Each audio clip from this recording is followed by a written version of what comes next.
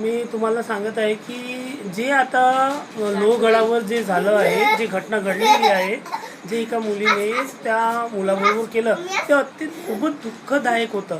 पण मला असं वाटतं की प्रत्येक मुली अशा नाही राहत. मग जेणेकरून म्हणजे असं काही लोकांना असं वाटत असेल जी ती घटना असं म्हणजे ऐकून किंवा पाहून की प्रत्येक मुली अशा असतील. पण जेणेकरून माझ्या मते मला असं वाटतं की प्रत्येक मुली अशा एकसारख्या नाही राहत तिच्यासारख्या. आता तिने असं केलं, तिने असं का केलं? तिने माझ्या मते तर असं होतं की तिने असं नाही करायला पाहिजे होतं.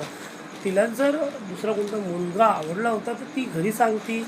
हां, घरी सांगते किंवा त्या मुलाला सांगते ज्यावेळेस तिने एकट्यामध्ये बोलवलं, तर नाही रे बाबा माझं असं आहे, मी दुसऱ्या मुलावर प्रेम करते.